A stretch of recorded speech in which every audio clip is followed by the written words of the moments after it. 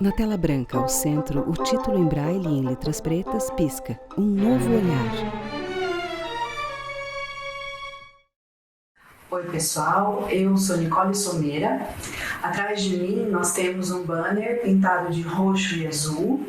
Eu sou uma mulher branca, tenho cabelos tingidos de vermelho, cortados em um side cut bem curtinho. Uso brincos de metal pequenos. Uso óculos de grau com armação na cor vermelha.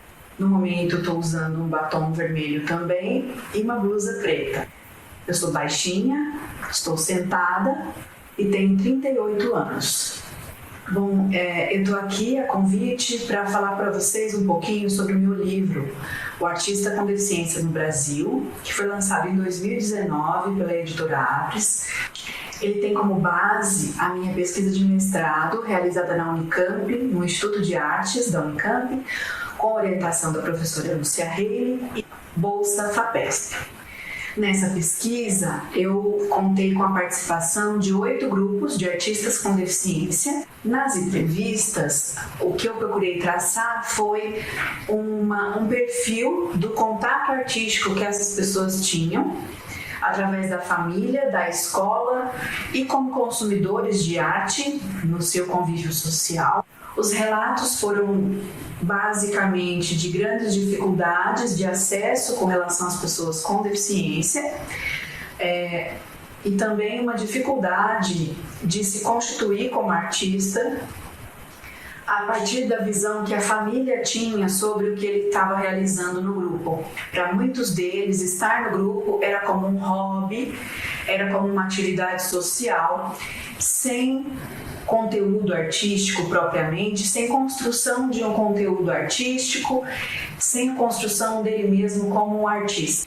Muitos grupos, inclusive, serviram como recursos de acessibilidade para essas pessoas poderem consumir arte. Então, eles saíam em grupos em que havia um intérprete de Libras, por exemplo, que pudesse fazer a comunicação, alguém que pudesse audiodescrever o espetáculo que eles foram assistir, mas as dificuldades relatadas não param, né? Com relação à postura da própria família, de achar que aquela atividade não poderia ser realizada por essa pessoa, que ela não era capaz de realizar uma atividade artística. Grandes dificuldades também no acesso aos conteúdos artísticos durante o período escolar, seja na escola de ensino regular ou na chamada escola de ensino especial, naquela época em que foi feita a entrevista, por conta de uma falta de recursos de acessibilidade na própria escola, durante as disciplinas, durante o oferecimento das disciplinas, mas principalmente como muitos deles se encontravam já na idade adulta, no momento da entrevista, os relatos se referiram à questão do acesso ao consumo de bens culturais, né? Então, o acesso à informação de que vai existir ou está acontecendo um espetáculo artístico com recursos de acessibilidade, que tipos de recursos estão sendo oferecidos, como chegar a esse local, as grandes dificuldades de locomoção dentro da cidade, sendo a própria cidade um ambiente hostil, as dificuldades de comunicação na própria cidade, as dificuldades de acesso a essa informação em formato acessível e, finalmente, uma dificuldade no acesso à fruição, ao consumo de fato dos bens culturais. Então, uma dificuldade de fruição de uma exposição, de um espetáculo de teatro, de um show de música, enfim, as mais diversas manifestações artísticas apresentando dificuldades de serem consumidas. Sendo assim, a grande dificuldade era, no momento, de acesso aos conteúdos que pudessem formar essa pessoa enquanto um artista, né? Consumindo produtos de outros artistas, tendo acesso a conteúdos históricos da arte durante o seu período escolar, por exemplo, e tendo o apoio, né, e a influência da própria família, de alguém que fosse artista ou que tivesse algum apreço pelo campo artístico dentro da família. Raros são os relatos de alguém que tenha em sua família um artista ou que tenha apoio. Tendo em vista essas trajetórias relatadas e as suas grandes dificuldades, a próxima investigação nas entrevistas foi sobre essa produção. Que tipo de produção nós tínhamos em cada grupo, como ela circulava, como ela era vista, como ela era mostrada para a sociedade. A grande maioria dos grupos tem como carro-chefe a questão da inclusão da pessoa com deficiência. Então, muitas vezes o conteúdo artístico, a produção artística é utilizada como uma ferramenta e não um fim em si mesma. Ela é uma ferramenta para se falar sobre inclusão. Então, vários deles fazem palestras motivacionais em empresas sobre as questões relacionadas à inclusão, à deficiência, enfim, a esse outro universo. Muitos deles, a grande maioria, circulam em um espaço reservado para as atividades de inclusão da pessoa com deficiência, participando inclusive de eventos relacionados à inclusão, como a Reatec, por exemplo, que é um grande evento que acontece aqui em São Paulo, na capital, um dos maiores eventos sobre a pessoa com deficiência e as tecnologias assistivas, todo tipo de recurso para que ela tenha uma vida mais ativa na sociedade. Então, são várias adaptações para as casas, são várias tecnologias assistivas, órteses, próteses, enfim, muita coisa relacionada ao dia a dia da pessoa com deficiência. E existe durante esse evento um espaço, um palco reservado às atividades artísticas dessas pessoas. E esse espaço se equipara aos estandes de comerciantes do mundo da inclusão, né? Que oferecem essas ferramentas para uma vida mais ativa para a pessoa com deficiência.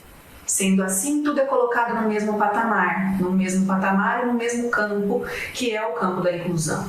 Nas inúmeras vezes em que esses grupos aparecem na mídia, seja no jornal, na internet ou na TV, elas aparecem para falar sobre a temática da inclusão, sobre o seu trabalho de inclusão através da arte. E não só e principalmente sobre o trabalho artístico em si.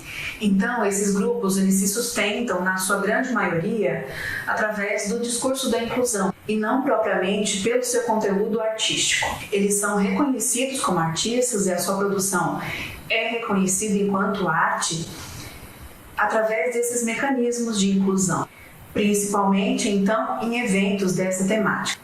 São vistos, então, como projetos sociais, como atividades sociais.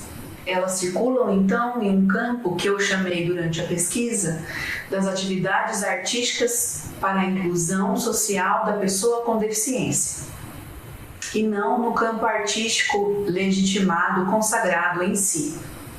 Circulando pelo campo artístico, elas são excluídas dessa legitimação enquanto arte e restritas a esse outro campo, a esse subcampo das artes voltado para a inclusão. Então, são vistas como trabalhos sociais, trabalhos inclusivos, mas não especificamente como trabalhos artísticos. Os grupos entrevistados nessa pesquisa, então, foram de música As Ceguinhas de Campina Grande e o Surdodum de Brasília, de teatro a Companhia Mix Menestréis, que é um braço da Oficina dos Menestréis aqui de São Paulo, a Companhia de Arte Intrusa, que era aqui em Campinas, de dança, a Companhia de Dança sobre Rodas Corpo em Movimento de Niterói, Rio de Janeiro, e a Associação de Balé e Artes para Cegos Fernanda Bianchini, daqui de São Paulo.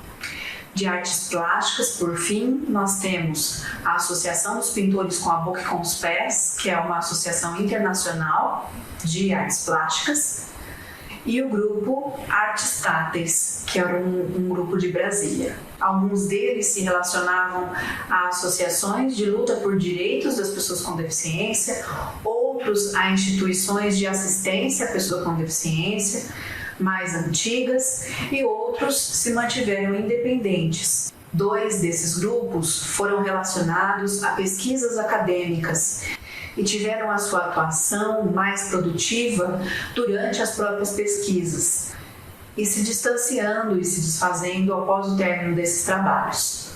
Então, nesse livro, O Artista com Deficiência no Brasil, eu tentei traçar algumas das trajetórias de grupos de artistas com deficiência pelo Brasil e também a trajetória dessas produções, como elas circulam, por onde, como são produzidas, o que é produzido, enfim, como isso se distribui na nossa sociedade, diante dos relatos que eu tive acesso durante essa pesquisa, que então se constituiu no livro O Artista com Deficiência no Brasil.